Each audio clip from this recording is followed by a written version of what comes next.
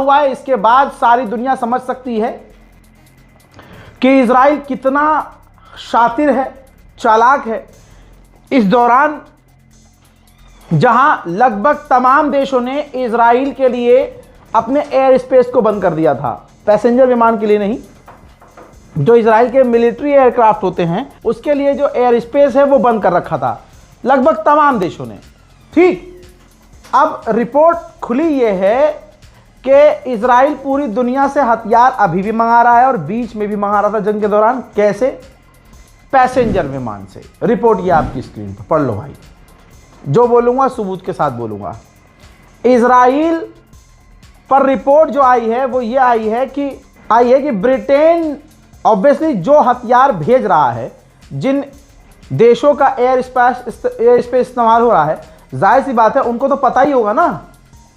जो लोड कर रहा है, खासकर मान लीजिए ब्रिटेन से हथियार लोड हो रहे थे, ब्रिटेन खुद भेज रहा था हथियार, तो ब्रिटेन इजराइल के पैसेंजर विमान जिसमें आम लोग सफर करते हैं, ठीक है, उस जहाज को ब्रिटेन लोड कर रहा था इजराइल के लिए हथियारों से। फिर वो हथियार इजराइल का जहाज लेकर तमाम आम रास्ते से होता हुआ, क्योंकि नीचे वाले जो देश हैं उनको तो यही दिख रहा है ना रडार पर कि पैसेंजर विमान है, आम लोग हैं इसके अंदर, जनता है, ट्रैवलर्स हैं। लेकिन नहीं, जब ये लैंड होता था तो इजराइल इसको अनलोड करता था, हथियार इसमें भरे होते थे।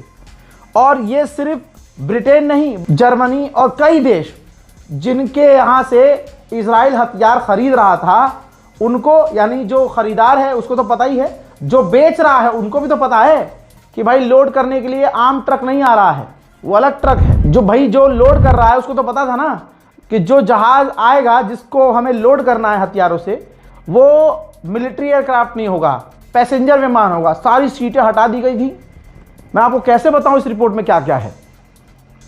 जैसे जहाज में बैठते हैं तो आम सीटें लगी होती है ना, जिस पर बैठ के आप सीट बेल्ट लगाते हो, वो सारी सीटें हटाकर भाई उसे लोड किया गया था हथियारों से। बाहर से देखने में आम जहाज है जिसके अंदर उम्मीद की जा रही थी कि लोग होंगे, लोग नहीं थे, हथियार थे। तो इस तरह से कई देश इजराइल की मदद कर रहे थे और दुनिया भर से अभी भी इजराइल इसी तरह से पैसेंजर विमान में भरकर हथियार मंगा रहा है। यह है इजराइल की चालाकी। मैंने सबसे पहले खबर ब्रेक कर दी थी, भले ही आप सो रहे थे, हो सकता है अभी भी सो रहे हों, कि ईरान की डेलीगेशन पहुंच चुकी है इस्लामाबाद। दोस्तों आपको बता दूं, नेगोशिएशन के लिए पार्लियामेंट स्पीकर बाकर कलीबाफ पहुंच चुके हैं और साथ में अब्बास अराक्ची, जो विदेश मंत्री हैं Syed Abbas Araghchi, defence council secretary Ali Akbar और central bank chief Abdul Nasir Hemmati पहुंच चुके हैं। बस अल्लाह इन्हें सलामत रखे, क्योंकि ईरान के बचे कुछ जो टॉप लीडर्स हैं ना, वही पहुंचे हैं इस्लामाबाद। पहली बार अल जजीरा ने, फिर से कह रहा हूं, पहली बार अल जजीरा ने वो फुटेज जारी की है। अल्लाह अकबर। कतर के सबसे बड़े ऑयल रिफाइनरी पर हमला किया था ईरान ने, और तस्वीर में देखिए सब कुछ तहस नहस हो गया था, सब कुछ। अल जजीरा को किनारे कीजिए, याद कीजिए रजा गराफी ने क्या बताया था। एक एक हमला जिसकी तस्वीर भी नहीं थी मेरे पास, मैंने आपको एक्सप्लेन किया था कि किस तरह से अरबों को धो रहा है ईरान। यह तस्वीर बता रही है कि ईरान के हमलों में क्या ताकत थी, ईरान के हमलों में क्या असर था। अब सोचिए, सऊदी अरब तो कह चुका है कि हमें बहुत लंबा समय लगेगा नॉर्मल होने में। कतर की यह हालत देख लीजिए, तमाम अरब का जब्बा फाड़ दिया है ईरान। अल जजीरा ने एक और वीडियो जारी किया। कतर के अंदर ये वही एयरबेस था जो मैंने कहा था कि अमेरिका का सबसे बड़ा एयरबेस अगर है कहीं तो कतर में है। अल जजीरा ने ये वीडियो जारी करके पहली बार उस अमेरिकी बेस पर वो अल जजीरा गया और अल जजीरा ने तस्वीर जारी की है। भाई इतनी तबाही मची है कि आप सोच नहीं सकते। बल्कि अब देख ही लिया आपने, रजा गराफी की सारी रिपोर्ट सही होती है। अमेरिका को ऐतिहासिक नुकसान हुआ है, किसी भी जंग में अमेरिका को इतना कम वक्त में इतना बड़ा नुकसान नहीं हुआ। जरा देखिए, MQ-9 रीपर 24 ड्रोन तबाह हो गए हैं भाई।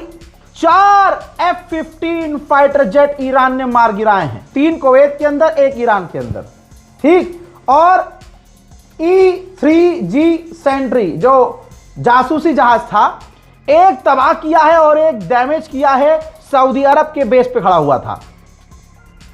और 2 MC-130 कमांडो 2 जो बमबारी करने वाला जहाज था, 2 ईरान ने तबाह किया है, खुद तबाह किया है, गिरा दिया था। ईरान की सरजमीन में यह तबाह हुआ है। KC-135 स्टार्टो टैंकर 2 ईरान ने तबाह किए, 6 लगभग पूरी तरह से डैमेज हुए और एक F-35 डैमेज हुआ है। जो ये अमेरिका का डेटा है, डैमेज समझ लीजिए, अगर डैमेज कह रहा है तो पूरी तरह तबाह हुआ है। इसी तरह से CH-47F चिनूक कुवैत के अंदर पूरी तरह से ईरान ने मार दिया था, तबाह कर दिया था, खड़ा हुआ था वहां पर। ऐसे ही HH-60W jolly green tube 2 helicopter जो डैमेज हुए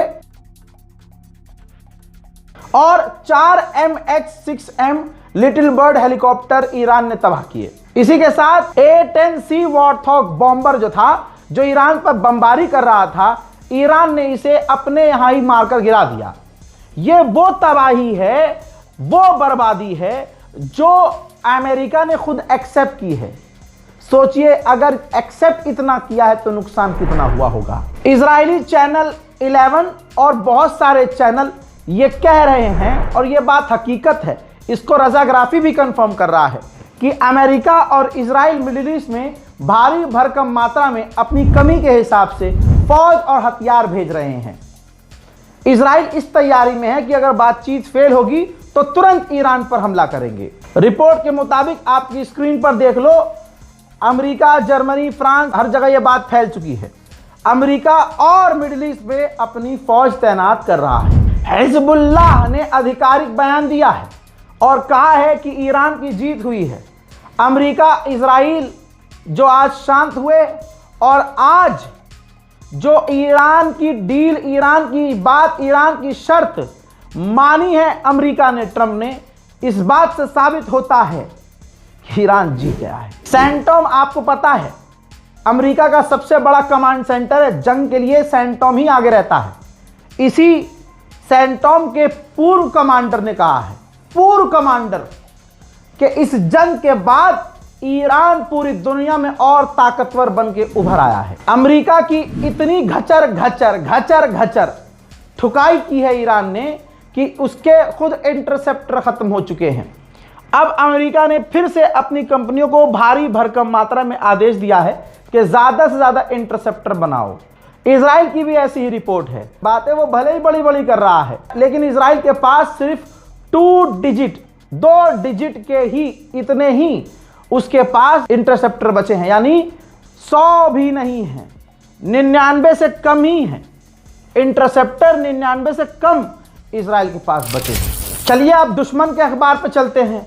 वॉल स्ट्रीट जर्नल ने माना है और लिख दिया है, ईरान ने इस जंग में दुनिया को दिखा दिया है कि तुम्हें सुपर पावर होने के लिए जंग में हथियारों की जरूरत नहीं है। आपको जंग में सुपर पावर बनने के लिए, दुनिया में सुपर पावर बनने के लिए इकोनॉमी वॉरफेयर में मजबूत होना चाहिए। लीजिए, रूस का मीडिया RT, उसका ऐलान है कि अमेरिका का दादागिरी, अमेरिका का डोमिनेंस दुनिया से खत्म होने वाला है। उधर ईरान के आधिकारिक ऑफिशियल विदेश मंत्री समेत पाकिस्तान पहुंच चुके हैं और इधर ईरान की आवाम प्रदर्शन कर रही है कि अमेरिका इजराइल से कोई डील नहीं, हमें नहीं झुकना, लेबनान के साथ डील होनी है अगर डील हो तो।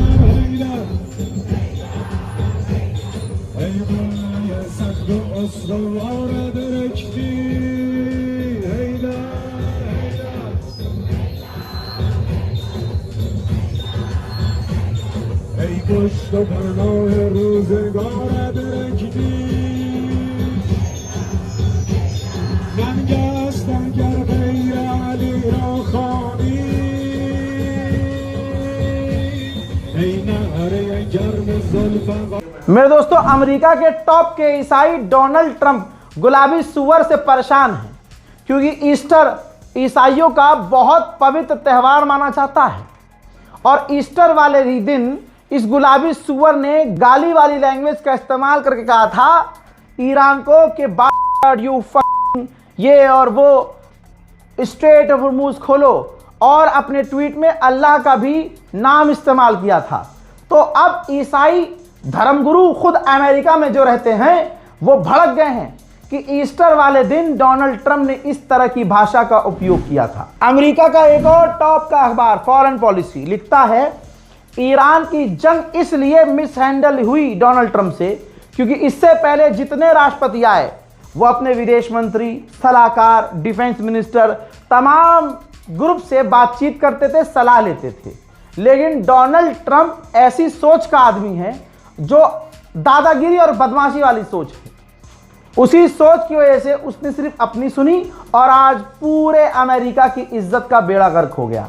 फॉरेन पॉलिसी ने लिखा है। जो बात पहले वाले अपडेट में मैंने दी बोली, अब अल जजीरा ने खुद कहा है कि इलाके में पूरी दुनिया में ईंधन, तेल, पेट्रोल के दाम नॉर्मल होने में अभी महीनों लगेंगे। ईरान बहुत स्मार्ट खेल रहा है। ईरान अपनी क्रिप्टो करेंसी बढ़ा रहा है और डील ज्यादातर वो अब क्रिप्टो करेंसी और चाइनीज युआन में कर रहा है। मेरे दोस्तों, वहीं तुर्की के राष्ट्रपति रजब तैयब एर्दोगान भी सामने आया और उन्होंने कहा कि हिटलर की पॉलिसी और नेतन्याहू की पॉलिसी में कोई फर्क नहीं है। जिस दिन सीज फायर हुआ उसी दिन कुछ ही देर बाद 10 मिनट में 100 बार हमले लेबनान पर इजराइल ने किए और एक ही हमले में उसने 254 लेबनीज लोगों का नरसंहार कर दिया। ईरान की ईमानदारी और जबान का पक्कापन यहां देखिए कि प्रेस मीडिया पर ईरानियन गवर्नमेंट के द्वारा बताया गया है कि जब से सीज फायर हुआ है ईरान की IRGC ने एक रॉकेट छोड़िए, एक छोटा मोटा ड्रोन भी दुश्मन की तरफ लॉन्च नहीं किया है। सन 2019 के बाद अब जाकर इतने लंबे समय के बाद पहली बार भारतीय कंपनी रिलायंस ने ईरान से तेल खरीदा है और 2 मिलियन बैरल तेल ईरान का 2019 के बाद भारत आ गया है। मुझे उम्मीद है कि भारत का एक समुदाय जो मुसलमानों के नरसंहार और बाइकॉट की बात करता है, जरूर उन्होंने अपनी अम्मा का दूध पिया होगा। जबान के पक्के रहकर अपनी बात पर पक्के रहेंगे और मुसलमानों का बाइकॉट इसी तरह से करते हुए एक मुस्लिम देश का तेल लेने से इनकार करेंगे। अपनी गाड़ी में मूत कर गाड़ी चला लेंगे, गैस खत्म होगा, गू खा लेंगे, गू से उपला बना लेंगे और उपले पर खाना बना लेंगे, लेकिन इन मुल्लों का गैस और तेल और ईंधन लेना बंद करेंगे। बाइकॉट मुल्लों का करो। आइए, पूरे मिडिल ईस्ट में सबसे महंगा जो अमेरिका का रडार था 1.1 बिलियन डॉलर का, समझ रहे हैं आप? अमेरिका का सबसे महंगा अगर रडार है तो उसकी कीमत 1.1 बिलियन डॉलर है। कतर में वो तैनात था और ईरान ने उसको ऐसा तबाह किया, यहीं से अमेरिका की कमर टूटी और यही रडार बेकार होने की वजह से इजराइल पर धपाधप मिसाइलें पहुंचने लगी। ये टर्निंग पॉइंट था। और बताइए, जो रडार है जो बताता है कि भाई साहब मिसाइल आ रही है, भाई साहब 5000 किलोमीटर दूर है मिसाइल, आना शुरू हो चुकी है, 3 घंटा तैयारी कर लो, ये रडार बताता था। भाई साहब, उसी रडार को ईरान ने ऐसा तबाह किया कि कतर ने आज तस्वीर जारी कर दी है। लीजिए, दिल को सुकून दीजिए, माशाल्लाह। ये देखिए, यही वो रडार है जो 1.1 बिलियन डॉलर का था। ईरान ने इसको ऐसा तबाह किया कि 1.1 बिलियन डॉलर गुलाबी सुअर के पिछवाड़े में घुस गया। पूरी दुनिया हिल गई और जो बताता कि हमला हो रहा है उस जानकारी देने वाले रडार को ही ईरान ने उड़ा दिया। लीजिए दोस्तों, इस रिपोर्ट को शेयर कीजिएगा, अपनी दुआओं में मुझे याद रखिएगा, चैनल को सब्सक्राइब कीजिएगा। जय हिंद।